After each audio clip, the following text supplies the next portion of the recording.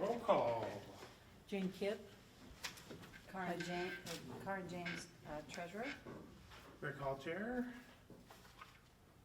John, are you out there? Oh, we can't hear you.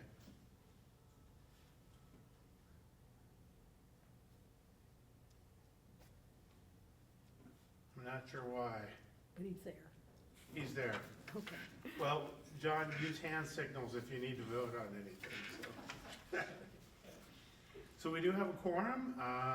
First thing on the agenda, looking at the minutes, is the approval of the agenda. Do we have a motion to approve the agenda? I will make a motion to approve the agenda. Okay, second? I'll second it. Motion's been made and seconded to approve the agenda. All in favor? Aye. Aye. Any opposed?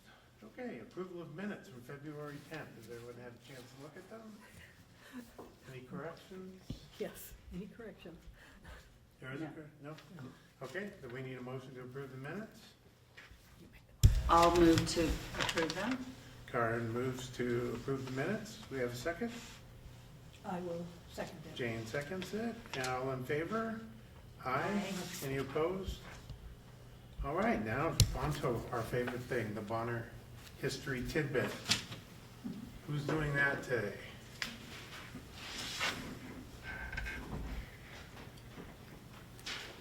I'm filling in for Parker. Parker had wisdom teeth extraction today. Oh. So Parker wrote the thing, so I'm just gonna read it. Okay. She researched. We're talking about a dead guy who died 100 years ago. So most of you probably heard of Montana's Copper Kings. One of those Copper Kings was William Andrews Clark, who had long-lasting impacts on the Bonner area. Clark was responsible for the building of the Milltown Dam and provided most of the electricity in the area, including the Missoula streetcar system. He also created the Western Lumber Company, and in 1911 he opened Riverside Park near the dam. In addition to the things he is fondly remembered for, he also possessed no small amount of infamy. Before coming west to make money off of mining, he served in the Confederate Army, allegedly. He was elected to represent Montana in the Senate from 1901 to 1907. Mark Twain is quoted as saying that Clark is said to have bought legislatures and judges as other men buy food and raiment. By his example, he has so excused and so sweetened corruption that in Montana it no longer has an offensive smell. He is a shame to the American nation. Mark Twain didn't like William Clark. Clark was known to partake in political briberies, and his exploitation of Montana's natural resources is not something to be overlooked either. Despite, and in some ways because of these issues, Clark is remembered as one of the most influential figures in Montana history. He brought to Montana and to the Bonner area jobs and infrastructure, but he also wreaked devastation on the natural areas and exploited people and the environment alike. As far as Montana history goes, he may be most fondly remembered for his Columbia Gardens in Butte. Clark died on March 2nd, 1925, 100 years ago this month. 4 days after his death, memorial services were held in New York, Missoula, and in Milltown. In Bonner, streetcar service halted and activity on his properties paused during the service. Milltown Hall, likely Finn Hall on West Riverside, held the memorial services for W.A. Clark with the Reverend Henry Van Engelen speaking. Thank you very much. Any questions? You may or may not have answers. Thank you, Kim. Next is public comment on items not on the agenda. Anyone? We'll We'll have more of these coming up. Anybody online with a hand up? I don't see anyone. All right. Announcements? Looks like we have none. Oh, Judy. Want to invite you all to our last roundtable of the season for the Bonner Milltown History Center. It's going to be really interesting. 44 years ago, arsenic was discovered in the water in Milltown, and so we're kind of commemorating the cleanup of that this coming Sunday at 1 o'clock at St. Anne. And we're going to have a panel of 4 people who are involved in the cleanup as leaders, giving you their recollection, showing you great pictures. And then after that, the St. Anne Parish is having their annual pasty dinner, which we boldly call Better Than Butte pasties. So you gotta come and try it out, right? We hope that all of you can come. I've got postcards here if you want to take a reminder. If you have a place where you could put up a poster, I'm happy to hand one of those out as well. So hope to see you all on Sunday. Hey, Judy, are you gonna record it or anything for people? Pardon? Are you gonna record it? Yeah. Okay. I have a meeting that day. I'd love to hear. There's a lot of fun with. Next, on to our speakers. Number 1 would be Marshall Mountain update. Jackson Lee and Jeff Crouch. Are you both here? I'm substituting for Jeff Crouch. Okay. Where would you like? Who's going first? Right in the camera area. Okay. He'll get you Are right you ready? about there. Yep. My name's Jed Dennison. I'm with Friends of Marshall Mountain. I am Jeff Crouch's understudy, we might say. So, first, thanks for the opportunity to give you an update here from Friends of Marshall Mountain. Jeff gave me some great notes, so hopefully I won't verge off of them. With great community support, we were able to secure the park about 2 years ago after nearly losing it. This included $2 million of open space funds, which the community voted for years ago and for which the funds were available, along with grants and private donations. The county owns the park. Jackson and Silas are running the park and are doing a really good job. The park continues to be used by many diverse folks and groups, including thousands of kids in camps and educational programs, nature lovers, bikers, runners, competitive events, etc. I can add that we just had social media posts on Instagram that got quite a bit of traction from a mother who was skiing on the mountain while a couple of her children were down in a camp, and she was able to recreate while her kids were doing forest school. So it's kind of a cool thing to be able to do that. Work has already started on the badly needed infrastructure and trails improvements identified in the master plan, with one of the biggest initial improvements being the Izzy Up, so mortals can now hike and bike to the top of the mountain. I am one of those mortals. To date, the community has donated over $1.2 million. These private donations have allowed us to match lots of grants from both federal and state, and we are pushing to finish raising an additional $250,000 by July 1st.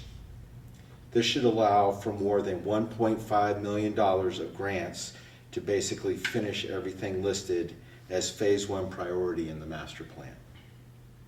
This includes bathroom facilities, getting rid of old toxic buildings, getting running water, trails, beginner loops, etc. And that's what I got. I can answer some questions fairly eloquently. Yes, sir. Who owns the Fox Theater sign? Say again? Who owns the Fox Theater I sign? think technically Bruce does. Bruce does. We've had some talks. We're trying to figure out how to help remove it from the mountain and enable some folks there. I think y'all, Silas and Jackson, or Jackson and Silas, have been in touch with some folks who are looking at restoring it. I think, you know, it's literally a heavy lift to get it down the mountain and then into some sort of, I wouldn't say clean room, but somewhere out of the elements where they can do the work on it. Yeah, for folks that don't know, if you go up to Marshall right now, there's a old Fox Theater sign that's just laying on its side. And now it's been there so long, it's part of our history now too. But the gist is, Bruce, who used to own the mountain, he purchased it at one point and moved it around the valley. About every decade, there's a new idea to restore it, but we're hoping this one works out. And get it out of there, yeah. That would be great. Agreed. Because it touches a lot of people that have their first memories of the Fox Theater, etc. I know, one time there was, I think, when Nick Shikoda was looking at the Triangle project, that they wanted to put it there, and I know one of our members thinks it would be really cool to put it in a roundabout, like coming into the city, but I'm not quite sure how all that works. That's above my pay grade. Any other questions I can answer for you? Yes, sir. So speaking of memories, most of us remember the house where at the bottom of the ski hill, where the headquarters for the ski hill, and that Bruce Doring used to own before him. The people ran the ski area out of there. And what's the fate of that building? Is that going to? Are we talking about the building that is in the bar was in, or are you talking about where the clock tower? Yeah, just one at the bottom of the hill where you go in and, I don't know what you call that building. Yeah, there's two buildings left on site. There's what was the main lodge building that has Yeah. the clock tower, Yeah. and that's where the cafeteria was. And then the Yeah. smaller building, the bar building, both of them are still standing. They're both not in great condition. Yeah. In particular, the lodge building's in really poor shape.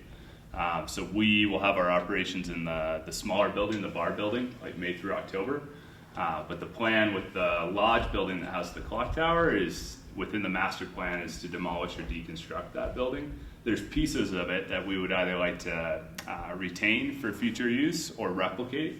We're trying to really, they made Marshall iconic when it was a ski area, and we want to retain as much of that as we can as we look to transition the park. Yeah. We just remember Cy Green playing his tuba in that building after. Man, I wish I would've seen that. I would get his tuba out, or a baritone horn, or whatever it was, and Yeah. entertain us while we were taking our skis off. Tell me about that. Did you call it Izzy-Up or Izzy-Up? Izzy-Up. What is it? So that is a trail that was in phase 1 of the master plan. It's a really cool trail, and there's a corresponding downhill trail that'll be finished summerish. And it is built for adaptive use, so people who have hand cycles and things like that. Also, it's a much gentler grade, so very easy to actually just stroll on up the mountain. It's about, what, 3 miles? Or is that Yeah, just 3 miles to the top. What's really nice is it kind of meanders in and out of forest, and you have these nice views of the valley, and then it takes you to the top, and then there will be a corresponding adaptive downhill trail that'll be back down in there. And I think you lost me at 3 miles, so. There's lots of stops to have lunch and drink water or whatever would be great. Yeah. Great, thank you. You bet. Any other questions? I'll share a few thoughts. Oh, you have a question? Just one question. I heard at one point that they were talking about reviving the bunny slope for kids to learn on. Yeah. Is that still in the works? Yeah, it's in the long-range portion of the master plan. So the ski lift needs to come down. It's already come down in phases. So the last ride, the ski chairs have been, some of them have been auctioned off by Friends of Marshall Mountain. But what we would look towards, because we would love to bring that beginner slope back, is a magic carpet. Yeah. So you could still have the circulation at the beginner slope that way. Yeah, so that'd be the hope, to bring something like that back. And as we all know, if you compress that snow early in the season, it'll stay there till April, just because the valley is so narrow. Speaking as someone who used to instruct there. The ice sheet. Yeah. Yeah. Well, we call it very firm. Well, thank you, Jed. Yeah, we wanted to spend, Silas and I, just a couple minutes to chatting with you all about what we've been up to over the last year. We're just nearing the first anniversary of public ownership of Marshall Mountain. And Friends of Marshall Mountain and Foam was a huge part of that, and they continue to be. So it's really helpful for us to have such support with foam. They're a mountain of momentum up at Marshall for us, and they're really doing great work. And I think for Silas and I, Judy and Gary put us in touch with Anna and Dennis Sane, and Anna used to run the ski school up at Marshall, and Dennis strung all those lights you see going up to mid-mountain, which we're trying to take some of them down now. But meeting with them, we had cookies at their house this winter. It became very clear the impact that Marshall had on generations of Missoulians to learn to ski. And I think the cool thing we've seen being part of the county effort here is that hasn't been lost, it's just evolved. So you have forest school, you have summer camps, you have kids on Strider bikes learning how to mountain bike up there. So there's just been this really great evolution up at Marshall of a real focus on education. So I'm assuming 20 years from now you'll hear people say that's where I learned how to ride a bike, learned how to ride a mountain bike. So that's huge for us, and it's about every other contractor we meet learn to ski up in Marshall that's doing work up there. So quite the impact. As Jed mentioned, we just wanted to take a couple minutes to highlight some of the improvements that are being made. We get a lot of questions about what's next, but the great thing over the last years, we've already made some progress up there. So the beginner downhill, adapter-friendly downhill trail is one, and that loop, the circuit it provides is the up trail. And then we're also have a portion of the base area loop done, but we hope to find more grant funding to finish a loop at the base that will be the most accessible of all our trails there. A real hope over the next several years, working with foam and other community partners, is to have Marshall Mountain not only serve folks that want to go up further on the trails, but also just at the base area. Be a place where folks in Bonner Milltown and East Missoula can come and have a picnic, and hopefully have picnic shelters out there soon. Beyond the trails that we've put in over the last year, we've also done a lot of work on the community forest side. Some of the funding for the Marshall Mountain acquisition came from the Forest Service Community Forest Program. And so part of that grant opportunity has also allowed us to look and complete an interim community forest plan. And it looks like we'll have funding to start in on some of the treatment recommendations for Marshall in the fall. Opportune for us is the highest priority treatment area at Marshall is also the legacy ski runs. So we can improve the winter recreation use, as well as improve the ecological conditions and the forest conditions there too. And then Silas, he came on board in December, and he's really hit the ground running. And I wanted him to share a couple projects that he's been doing over this winter that are making a really big impact. Yeah, the first order of business was to actually, I walked up to the facility, and the first door you opened was the old rental shop, and the thing was still full of skis from circa 2003. So skis, boots, snowboards, everything you need to tune them, etc. And all this stuff is like, you probably could use it, but generally not safe or recommended that you use skis that have been sitting for 20 years. And I think also folks like ski tuners won't really work on it anymore. So we wanted to find a creative way to get rid of it that wasn't just throwing it in the landfill. So we got in touch with Chip from Hellgate High School, kind of close to downtown Missoula there. They have a pretty robust shop program and a history of working with those materials. So bless that dude's heart, he rolled up with an army of people with dump trailers, and we filled 3 dump trailers full of skis and snowboards and boots, and they pulled them off and are making chairs and benches and all sorts of things out of these skis. So yeah, that was a pretty sweet win, pretty good win-win for the kiddos learning, and yeah, I think we're gonna get some Adirondacks out of the deal, so that feels pretty good too. What else has been going on up there? Oh, we're gonna work on we've kind of broken ground on a multimedia project. So as Jackson kind of mentioned, we're seeing all these different through lines of sort of the history of the place, what's going on currently, and then what we're looking to do as we move forward at the site. And then this project kind of sprung out of you know, a need to document the changes that we're making because people are so invested in the old ski hill, right? And it even kind of jumped out from this when we were moving all that gear. We like had a need to document the space before we made changes because it's cool and people want to like honor that history. So we have a contract with a videographer, and as we make changes moving forward, he's going to document, you know, the condition of the place and the changes we're making, and hopefully sort of follow a couple different through lines. Yeah, as we continue to improve the park. So I think we're gonna have 4 like 10-minute-ish episodes.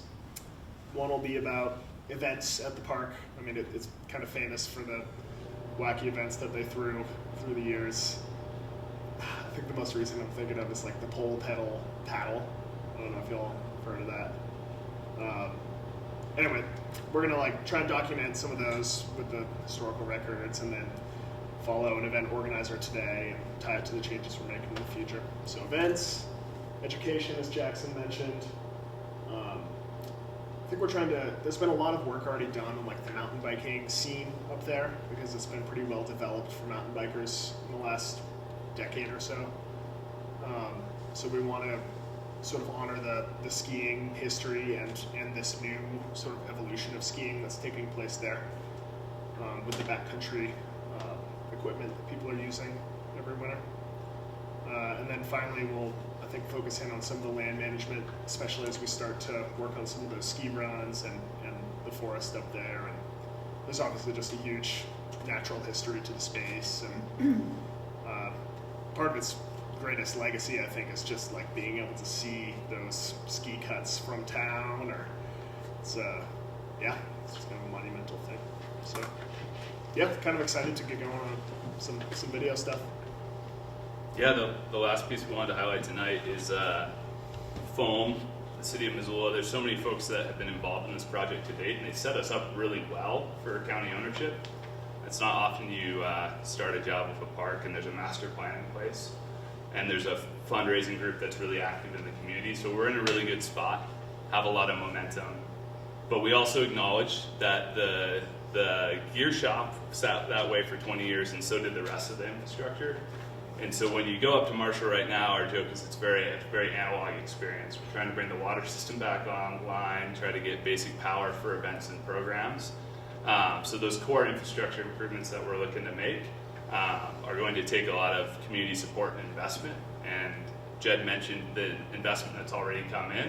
I think the encouraging piece for Marshall is that's what made Marshall iconic. It was people stringing lights, it was people running the youth programs. And so there's already a lot of interest around being involved up at Marshall Mountain. So beyond fundraising, we're also looking at doing some volunteer coordination and have a volunteer cleanup day coming up in the spring here. So we will get information out on that, but we think it'll be a great opportunity for people to better understand the condition of the infrastructure at Marshall currently, some of the offerings we have with the trails and at the base area, and then where we would really like to go, which is improve base area facilities, complete the trail plan as outlined within the master plan, and then look, you know, one misconception I had coming into this job was that skiing in winter use was a legacy use, and this winter's completely disproved that. On any given weekend, the parking lots were full. There's so much activity at the base area with people sledding, with, we call them the gremlins. They built jumps out of all the remnants that are up at Marshall, whether it's piping or all the odds and ends we find. And then a lot of people backcountry ski and snowboard there, but a really cool through line this year for us is how many families use that as a space to teach their kids how to backcountry ski and snowboard because of the slope aspect and generally being so close to town. So Marshall continues to be what it always has been, and we think we can support it going forward too. Yeah. Any questions? Any questions? Thanks, everyone. Thank you so much. Thank Thanks for you coming. very much.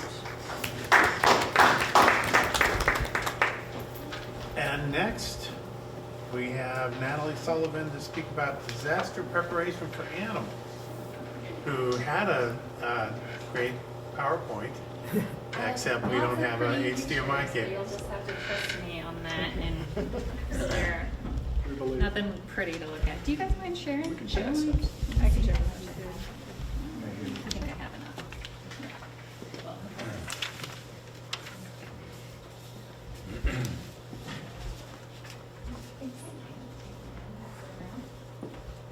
Well, in this group, I'm going to introduce myself as someone who learned to ski at Marshall Mountain. I am not old, yes. My very first ski lessons were at Marshall. I tested out my new backcountry skis at Marshall. And I was on my first job on the Open Lands Committee for the county was approving funds for with the bonds. So it was really cool to see. I can't believe it's been 2 years already that you guys have been doing that, but it's great to see the community so invested in it. But my name is Natalie Sullivan, and I am 2 months in to a brand new job with Extension for Missoula County. Raise your hand if you know what Extension is, have used it before. Okay, great. What did you guys use Extension for? I just went down to the extension office and asked questions about what was happening to our tree. Yes. That was apparently coming apart because of some insect, and I didn't know what was going on, so. stuff like Awesome, awesome. Yeah, I am surrounded by very, very smart plant people. And I am the only animal person. I have a black thumb with plants, but I know how to take care of animals. So they hired me as a part of, there's a group of 4 of us I'm an employee of MSU Extension, which is a part of a national extension program. If you don't know what Extension is, it's really cool. It was put into place back in 1914 by the Smith-Lever Act. So over 100-year-old program, but every single state and every single county in the United States has an extension office, whether you know it or not. Even my in-laws outside of Georgia have an extension agent. They were developed, mostly around agriculture, but today they serve whatever the local communities are interested in. But here in Missoula, we're housed at the Gerald Marks Exploration Center. And there's 4 of us in Extension. The rest are Missoula County Department of Ecology employees there. But beautiful space, amazing, amazing coworkers. I'm really excited to launch this position. Missoula County hasn't had, my title is Livestock, Equine, and Community Vitality, an agriculture agent. It's a mouthful. I had to practice it for my interview. But I'm really going to take hold of the livestock, equine part. I also have a graduate degree in crop and soil science, so I have a personal passion for agriculture. I've worked my whole career has been working for ag co-ops, mostly on the animal health side, but also growing crop forages. So those are some special interests of mine. And what I get into the gist of what I came here today, thank you guys for being a very kind audience for me to start developing some marketing and talk about this animal emergency preparedness plan for Missoula County. I want to mention my coworker, not a coworker, but a partner in crime for this project is Nick Holloway. He's a director in the Office of Emergency Management. Do you know Nick? Okay, he is awesome. I had this idea. I had an inkling that our ag and animal livestock communities were interested in emergency preparedness. Last year we had a lot of emergencies. We had the fire down at St. Mary's, and I know personally some friends had to evacuate and they were going to bring horses to my place. We had the windstorm. I live in Target Range. We were out of power for over a week, and that always has a lot of unique challenges, especially the more animals you house. You need a lot of water to take care of those animals and electricity. Every year, Montana sadly has a barn full of animals burned down, and there's just a lot. We have highway closures, we have really extreme temperatures. We have not a lot, but we have some diseases that, for different species that are starting to take root here in western Montana that haven't before. For example, pigeon fever. We had a pigeon fever outbreak 2 summers ago, and some farms had to quarantine. But these are all things that got me thinking. There was a post. I've been on the board of the Big Sky Horse Park. Does anybody know Big Sky Horse Park in the middle of Missoula County? I live right across the street. I love that park. It's the reason why we moved here. And I should say I'm originally from Stevensville. Went to school in Bozeman for undergrad, and my parents still live in Stevensville. But growing up, the park was a big deal. I was on that board for 4 years, and we did a post to have people come. We did a social media post to have people come to the park. They needed to evacuate animals. And that post got shared like 700 times. It was like our most shared post we've had. And so I was like, there's something there. And so I started talking. I started diving real deep into what other extension offices have done around the country. And everywhere I was going, locally, nationally, regionally, people were getting excited about the idea of just more preparedness around animals especially. Nick got really excited. Nick Holloway, again with Office of Emergency Management, he said the number one reason people don't evacuate is because of their animals, and because they don't have a place to take them, whether it be dogs, cats, sheep, goats, cattle, horses. And each of them have unique needs if they do have to be evacuated or sheltered in place. So this is a big project I'm going to be taking on, doing a lot of education on this year. So any opportunities you guys know of to help me spread the word. The first thing I started with is a website. You can go, if you guys haven't subscribed to MissoulaEduplace.org, you definitely should. MissoulaEduplace.org, and it is the website for, again, the Department of Ecology and Extension, and we have so much going on. We're at where the Butterfly House is, if you guys don't know where that is, but so we house together with the Butterfly House. Anyway, on that website, and I had links to it and everything, but on that, what I passed out to you is a template that I've created specific for Missoula County.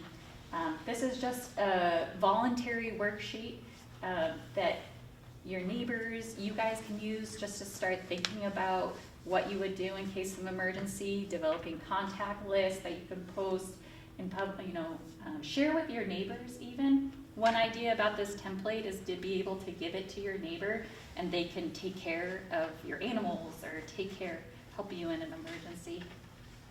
So this is available at our new Animal Emergency Preparedness website. And then I'll be doing some larger farm on-site visits to kind of help you through it. Another resource that Missoula County has is called Smart 911. Is anybody familiar with that? Smart 911?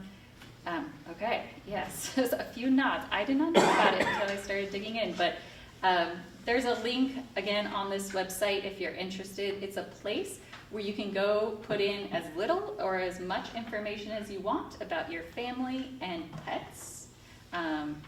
We don't have anything specific to livestock, but you can put any animals under the pet section, pictures, what have you, and whenever you dial 911, that information comes up and is available to first responders. So kind of an interesting way to get special information out when it's needed. But I will say, the last thing I'll say is we had in order to kick off this program, we had a work group back in February, just a few weeks ago.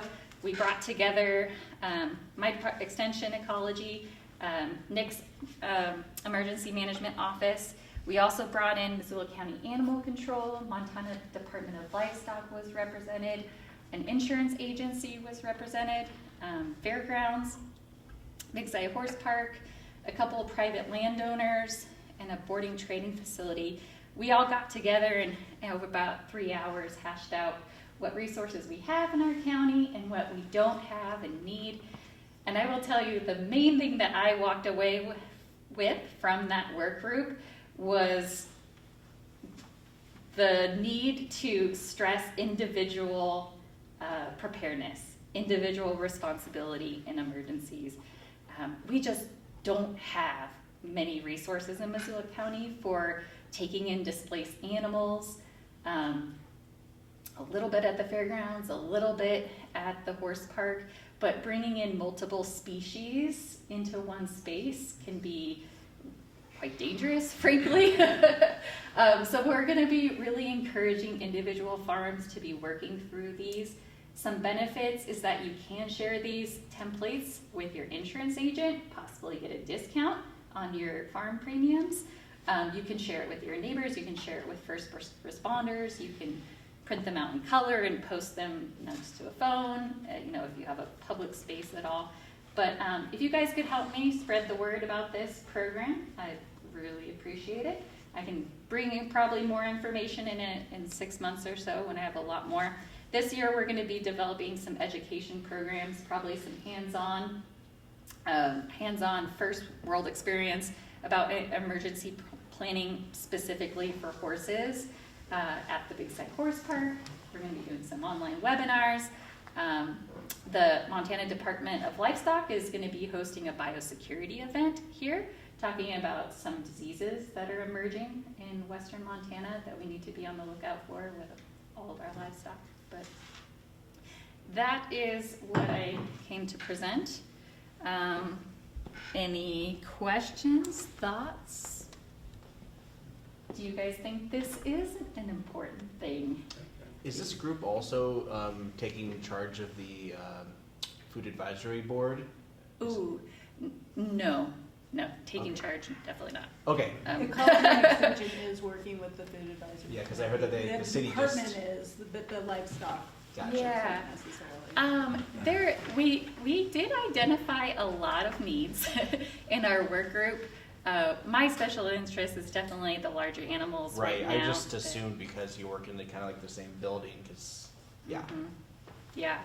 I was told about the food policy board and plan on connecting with those folks, but at least in the first year or two, I'm going to focus mainly on the horses and livestock. And I didn't realize there's a big need for the pet side too, to have some sort of plan. Yeah. But our Missoula County Animal Control facility is awesome. And Do you know anything about the Missoula Fairgrounds trying to build that secondary phase where they're trying to build out, like, for more geared towards animals? I've just recently been introduced to it. Billy Brown is taking that on and has loads and loads of ideas, and I'm It's a definitely long behind process. it. I've been hearing about that since Oh. they just updated the fairgrounds recently. Mhm. That's another big thing on the horizon. Yeah, we definitely talked about it in the shape of needing some sort of centralized location. Right now, it really wouldn't be safe to take a lot of horses, livestock. There's no perimeter fence. You can imagine if a small herd of animals got out in the middle of downtown Missoula, it wouldn't be great. Just having safe places to load and unload and get animals out of the weather. It's definitely a reason to support that advancement. Yeah, thanks for asking that question. Two hands up over there.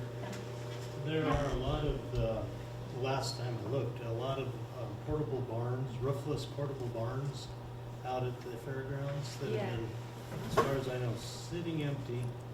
Are they in your inventory? I'm not involved with the fairgrounds. Like, they are their own identity. And to be honest, I'm not even 100% sure about the inventory. All I know is that, like, the animal pens that we might need to use in case of an emergency for small animals, people's chickens, cats, dogs, is stored at the very front of a trailer. So, like, getting access to all that in a hurry would be a lot of work. But yeah, the fairgrounds aren't ideal at the moment. but the closest fairgrounds with any space at all is Plains, so 2 hours away. Yeah, we're really encouraging farms to come up with buddy systems. That means for me, that means having somebody within a reasonable distance locally. You know, personally, I have a friend in Stevensville who once a year takes my horses for a once a year emergency called 4th of July. You know, because I live right in the middle of Target Range. So they go on vacation to Auntie Alyssa's once a but maybe, you know, also this group got me thinking about regional buddy farms too. Maybe somebody who might be outside whatever emergency it might be, whether it be like really bad smoke, you know, where could you go outside the effects of that smoke? You know, I think power outages are really one of the biggest things to consider for any sort of livestock farm, especially because of water needs, you know, and these tend to happen like that. The windstorm happened in July. Right? What was it, end of June or end of July?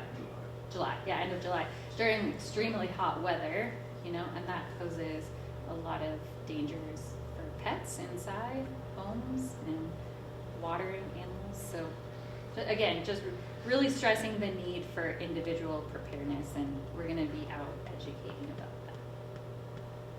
So this looks really good. Thank you. Is there a number, I mean, we don't have a farm and a need at this time for that, but if we gave this to a friend, who would they call if they wanted to know more about it? Is your number available here somewhere? Ooh, that's a good question. My contact info is not here, but it is on the page where you would find it, the website.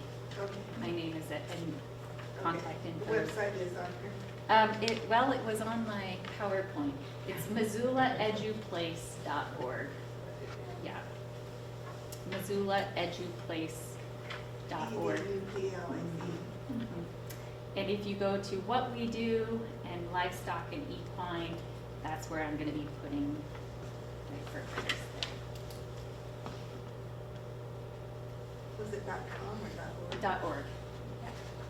Yeah, definitely subscribe. I mean, if you guys are at a community council, you should know about our all the events that we go on there. I'm always impressed with the number of plant classes and cooking classes for kids, and lots and lots of going on at the garden right now. That even makes even me, who doesn't have a plant in my house, so kind of excited. So, did you have a question? Oh, yeah, I guess I was wondering how much coordinating you would do with like Ravala County, or Yeah. if that's like in your jurisdiction or not. You know, I'm still navigating the job.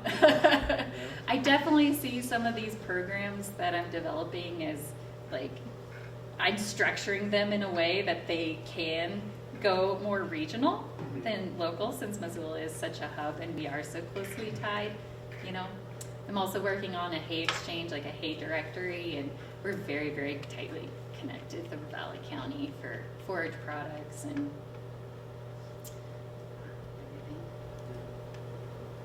Thanks. Yeah. I figured as much. And I was gonna let you Yeah. both know that Bonner Milltown Community Council has a Facebook page. Yep. And feel free to contact us if you want to disseminate any information Oh, about awesome. Marshall or your program. Oh, thank you. Or even we can post your PowerPoint, whatever. Mm-hmm. So we can help you get things out to the community. Okay? Yeah, thank you guys so much for the opportunity to talk about it. So, it's just a thought that it seems to me, and it's just, I guess, my opinion, that did you say the buddy farm system or something? Mhm. That would be really promising, because they already have the fences, they have the facilities, they maybe lost the same power, and so two buddy farms, not both be out of water, but it seems like that would be but, you know, if there's a forest fire or something like that, nearby farms that are willing to take others' animals. just knowing who's available, you Yeah. might accept Yeah. animals from another place. That's a great point. Our work group got really excited about a list that Nick Holloway started back in 2017. We feel like that, he started a list and there was like 72 farms Oh, wow. that ended up being added to that list. As you can imagine, it hasn't been updated in those 7 years, and it's probably quite outdated, but it's a starting place, and it seemed like people are really interested in that. But a buddy farm would be something, not so much that like the county would be responsible for, but that like individuals Yeah. would be, here's a farm that kind of is like mine. But there, you have to communicate a lot with that buddy farm, because if you have dogs and they have cats, how many animals can they support for so long with stored forage? Or there's just a lot to consider. So we're encouraging people just to have more conversations Yes. about it. Cool. Thank you guys. I'll stick around if you have questions. Rick's taking a quick break, so I'll continue on with the bouquet period. No one has any bouquets to share? Go ahead, Gary. I had one for Rick Hall. Aw. Did he disappear? He just left to take a break. Oh. He'll be right back. Well, I was gonna give him a bouquet for coming back from Mexico, because he might have been tempted to stay there. Yes. But he came back. He did. He And always the other does. one was for the Bonner PTA that had a really delicious chili feed the other night with a book sale Oh, in the library, and we got a book for our granddaughter, and it was just a nice event, so, Nice. but I'm glad Rick's back. Okay, public comment. Time for any public comment? On communications. Do I have to read all of them? Okay, the first one is 2025 Housing and Community Development Survey closes soon. Actually closed on March 4th. So, really not any reason to mention that too much, because you can't do it. The second one is the Missoula County Clerk and Treasurer's Office will not be processing motor vehicle transactions the 13th through the 16th of this month. I guess they're getting a new titling process. So they'll be unavailable during those times. But it looks like it's gonna be an enhanced system online for customers for your titling. The third one is development projects, Placid View Lot Minor Subdivision. Missoula County is considering a proposal to remove an agricultural restriction from a property near Placid Lake, allowing for residential development. The proposal also includes a request for a variance from the county's subdivision regulations regarding through lots. And Missoula County wants to hear from adjacent property owners before making decisions. Comments can be submitted on the Missoula Voice. And the public hearing will be March 13th, which is this Thursday. 1 Mile Estates minor subdivision, also a proposal for minor subdivision, dividing a 14-acre parcel into 5 residential lots, located just north of 90 near Frenchtown Frontage Road and Roman Creek Road, has been submitted. So we're here. Adjacent property owners are encouraged to provide feedback. Again, it says comments can be submitted here. I'm assuming it's Missoula County Voice as well. Blackfoot Crossing subdivision, AKA West Bonner Log Yard subdivision. This is, I think, who we had come speak, Greg Morse? Yeah. The applicant is requesting modifications to the approved West Bonner Log Yard major subdivision, originally approved on July 13th, soon to be renamed Blackfoot Crossing subdivision. They have proposed a phasing plan amendment and extension to the time frame for filing plats. Additionally, the applicant is requesting a preliminary plat adjustment and amendments to the approved subdivision conditions. This will be presented to the commission at their March 13th public hearing. Again, more can be learned about that on the Missoula County Voice. Okay. 4, county awards $90,000 in grants for parks and recreation upgrades. Thanks to $90,000 in grants from Missoula County Parks, Trails, and Open Lands, major improvements are coming to parks and recreation facilities in Bonner, Clinton, Lolo, Rock Creek, and Seeley Lake. 5 projects received funding through the Community Parks and Recreation Grants Program. Bonner School District got $29,470 for construction of a new play structure and volleyball court. Yay! You heard about that. Clinton Community Park, $20,000 for construction of a picnic pavilion at the skate park. Lolo Community Council, $10,530 for a public winter ice skating rink at Westview Park in Lolo. 5 Valleys Land Trust, $15,000 for improvements to a wheelchair accessible wetland viewing pavilion, interpretive signage and audio interpretation at the Rock Creek Confluence in Clinton. And Scenic Montana Trails, $15,000 for initial surveying and trail alignment for 7.4 miles of a new mountain bike and multi-use trail system in Seeley Lake. We've got a lot of announcements this morning. 5, free tax filing help. AARP is offering free tax prep services to residents of Missoula County now through April 8th. And at the Missoula Public Library, appointments are required. Call, there's a number on here, 406-258-1715, and this agenda is on our site as well. And then there's a link to make an appointment as well. I'll just add that Missoula Aging Services also does tax help for older residents. Property tax assistance programs. Tuesday, April 15th is the deadline for 2 property tax assistance programs administered by the Montana Department of Revenue. The property tax assistance program is available to residential homeowners on a fixed or limited income. Qualifying applicants are eligible to receive a reduced property tax reduction of 30%, 50%, or 80%. And the Montana Disabled Veterans Tax Assistance Program is available to disabled Montana veterans and unmarried surviving spouses of deceased veterans. Qualifying applicants are eligible to receive a reduced property tax rate of 50%, 70%, 80%, or 100%. The 2025 legislative session, learn more about the legislature and see what bills Missoula County is supporting. You can also find that on Missoula County Voice. Applications are open for Missoula County's Rural Grant Program.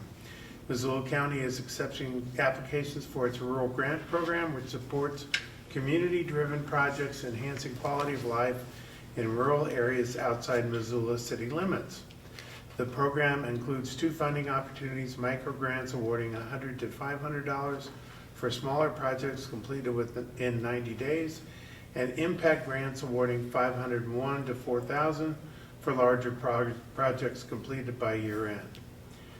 Those were due by February 28th. I don't know why I'm reading that one because I'm supposed to take it off there. We do know that we've applied and the History Center has applied. All Community Council Town Hall, you can see the February meeting on Missoula County Voice, and we'll talk about it a little bit later on. Blackfoot Crossing subdivision, new podcasts, putting the public in public works. If you don't listen to the commissioner's podcast, it's great. It's a great listen. So, and Mythbusters, you can read more about that on Missoula County Voice as well, and they are on Threads. Do we have any okays? No. Oh, we did. Oh, we did? Well, yeah. Okay. Gary said thank you for coming back from Mexico. Oh, thanks, Gary. Good feedback. And the PTA at the Bonner School had a chili feed. Cool. Treasurer's report, 44829, is that right? Is still Yes. current? Action items, we don't have any. Discussion items, the council will take note of any available updates on the following areas of interest. Who went to the all community council meeting on February 19th? I did. Can you tell us about it? Okay, the All Community Council meeting, they had a presentation by Heidi West, and she was talking about housing and community development survey and the annual survey, which is already over with. Natalie Sullivan gave a presentation about her work as an extension agent.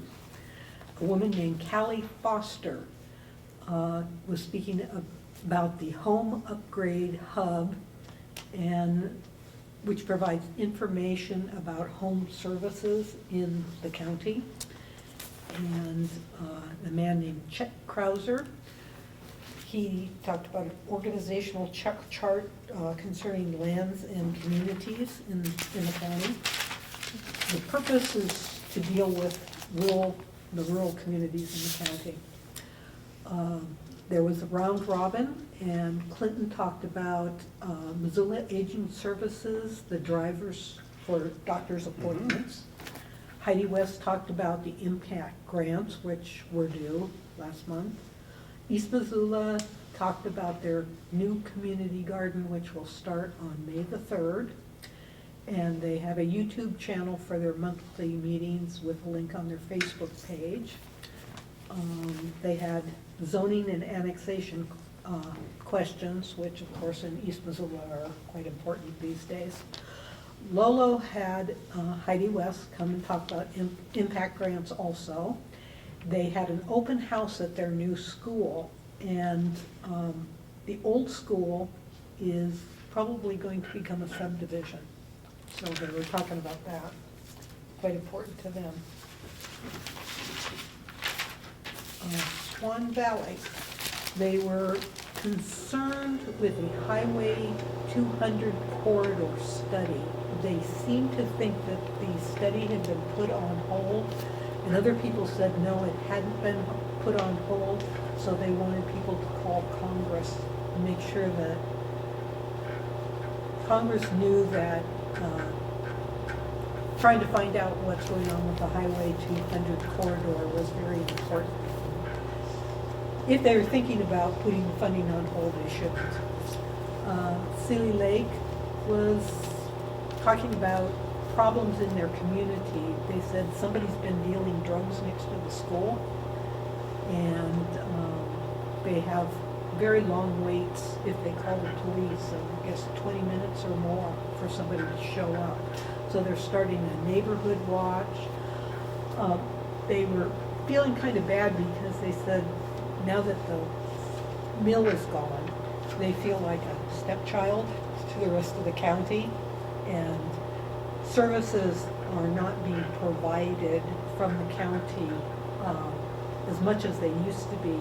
They have a woman come out maybe a couple of days a month to do motor vehicle things, title, getting a driver's license, and they were very concerned because apparently the lady told them she wasn't going to come out anymore.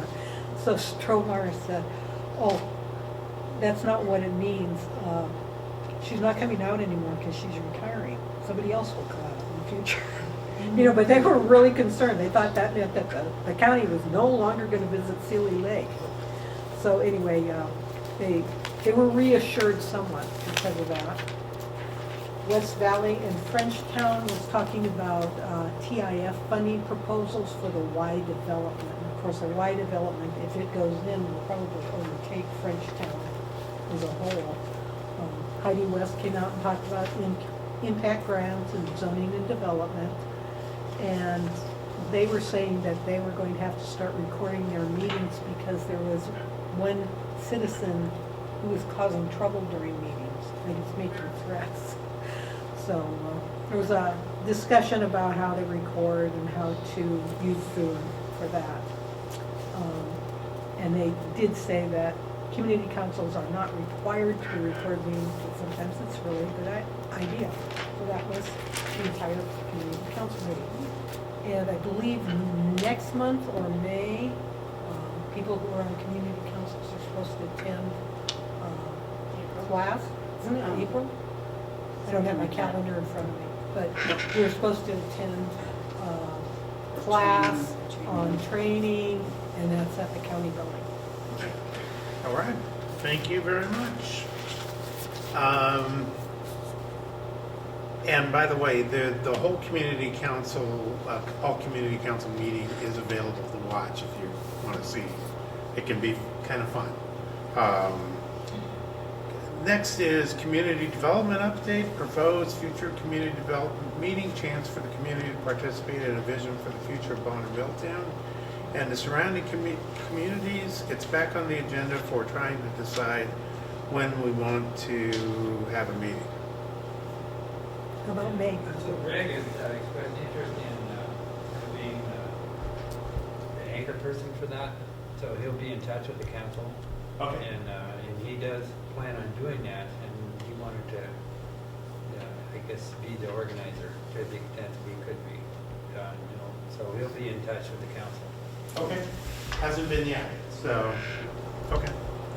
Great, and next is update on train quiet zone. Okay, the train quiet zone, I had approached a woman who runs communications in the county and asked her if she could put out a survey on Missoula County Voice, and they refused. And the reason that they refused, apparently it is a very sore point with the county, train noise. I think they've had complaints about it and they don't seem to know what to do with it. So what I'm going to do is look and see if there's some other means of getting a countywide survey. I'm not quite sure what it would be, and if anybody has any ideas, then please let me know. Okay. Well, I sure don't. Next on the agenda is the Bonner Milltown Community Impact Grant. I guess just that, so our letter got done, your letter got done. And, yeah, and Greg Morse gave me one too, and it has been submitted. Good. And I got a receipt back, so So it's in everybody's- process. You got yours submitted as well? Good. And if you guys have any, History Center things, we can get that up on Facebook too. I think we have been putting it up. Say it again. If you have any events for the History Center, make sure we're getting it posted up on Facebook. Right. They've been, thank you, I should give you a bouquet for that, because you're really helpful in helping us get the word out. Well, that'd be Emmy, so Emmy, wherever you are. She's playing hockey right now, so they're in the championship. So let's hear it for Emmy and being in the championship. Did you say hockey or hooky? Hockey, yeah. Her team is in the Oh. championship. She's playing hockey and hooky. Next is a public comment period, if anybody has anything. Or There online. was a note about the podcast. I'm actually listening to a podcast called Land Grab. Does anybody else listen to that? Tell us about it. It's public comment time. Oh, gosh. Search for it. It was It's like a we did history of history. It's all about the Copper Kings and the Montana Improvement Company. Oh. And it's kind of centered around Where do you Missoula. find it? Spotify or Apple or? Yeah, any of your It's called podcasts. Land Grab. Mhm. Cool. Yeah, Land Grab. It's done by a local Missoula guy. Great. Yeah, highly I recommended. love podcasts. That's how I go to sleep every night. Great. And that's the end of our public comment period. Next meeting will be April 14th. It says April 14th, 10th, 2025. We had another version of this, I just realized. And no agenda items for the next meeting. I had recommended one that Callie Foster, talking Okay. about that housing hub thing. from the Okay. county. We'll So put that on there. if you are agreeable, I will contact her. and Yes, tell her. absolutely. Okay. Yep. Information about the home upgrade hub is also at Missoula EduPlace, that's part of the college aid extension operation. the Okay. Okay, home upgrade hub. Yeah, sounds good. what they're doing is really cool too. All right, now we just need a motion to adjourn. I'll make a motion to adjourn. And second? I will second that. All in favor? Aye. Thank you all for coming. Thank you, everyone. Appreciate it.